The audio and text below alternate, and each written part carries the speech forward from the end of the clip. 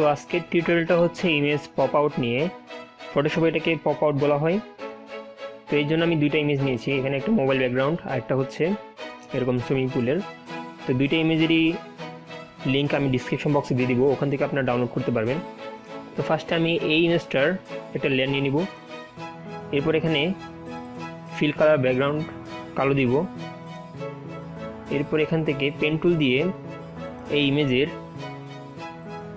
ডিসপ্লের যে মোবাইল ডিসপ্লেটা আছে তার মধ্যে চারটা অ্যাঙ্কর পয়েন্ট অ্যাড করব। এরপর এখান থেকে মাউসের রাইট ক্লিক করে মেক সিলেকশন, ফেদার 2 দিব, ওকেতে ক্লিক করব। এরপরে কিবোর্ডের কন্ট্রোল ব্যাক স্পেস চাপবো, আমার কালার ফিল হয়ে গেছে, কন্ট্রোল ডি। এরপরে কন্ট্রোল টি চেপে ট্রান্সফর্ম করলাম, মাউসের রাইট ক্লিক করে অফ করব, কারণ আমার ছবিটা এখানে একটু অ্যাডজাস্ট করতে হবে। দেখতে পাচ্ছেন এখানে একটু বাকি আছে, একটু অ্যাডজাস্ট করে নিব।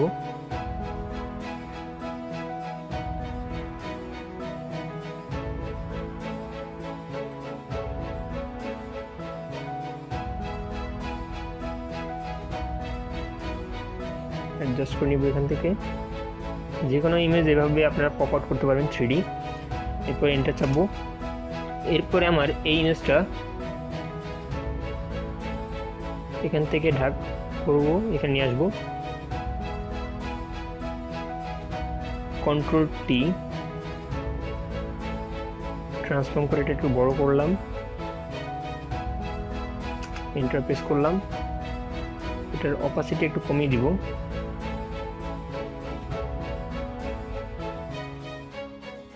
এখন এই ইমেজটার কন্ট্রোল কি চেপে একটু বড় করি।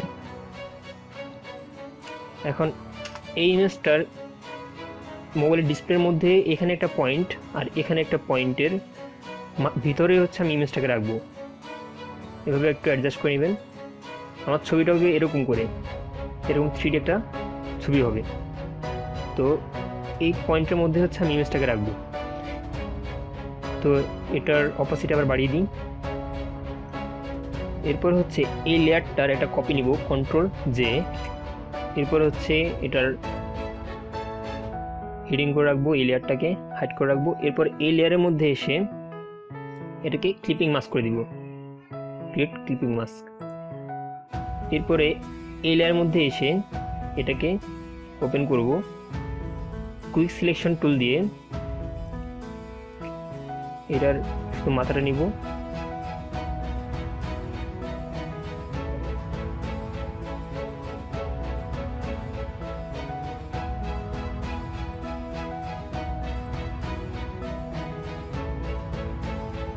আমার যেসব জায়গায় একটু বাকি আছে সেসব জায়গায় কি করব, ল্যাসো টুল দিয়ে এখানে অ্যাড পয়েন্টে রাখবেন। ল্যাসো টুল দিয়ে এই যেসব জায়গা বাকি আছে এগুলোতে ক্লিক করব। ল্যাসো টুলের আরও অনেকগুলো ব্যবহার আছে, আমার আই বাটনে ক্লিক করে দেখতে পারেন, অথবা আমার চ্যানেলেও ভিডিও আছে, ভিডিওগুলো দেখতে পারেন। ইমেজ ব্যাকগ্রাউন্ড রিমুভ করা নিয়ে অনেকগুলো ভিডিও আছে, ওখান থেকে দেখতে পারেন। আমার চ্যানেলে আসছে, অথবা আমি সার্চ করে দিব, আই বাটনে ক্লিক করে আপনারা দেখতে পারেন। তো এইভাবে হচ্ছে যেসব জায়গায় বাকি আছে ওগুলোর মধ্যে দিয়ে দিবেন। আর খেয়াল রাখবেন এখানে এটা যাতে প্লাসের মধ্যে থাকে।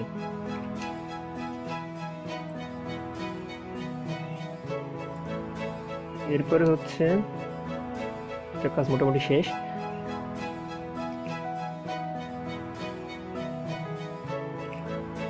এরপর হচ্ছে এই লেয়ার থাকা অবস্থায় এখানে মাস্কে ক্লিক করব, দেখতে পাচ্ছেন হয়ে গেছে। আমার 3D পপ আউট করা শেষ।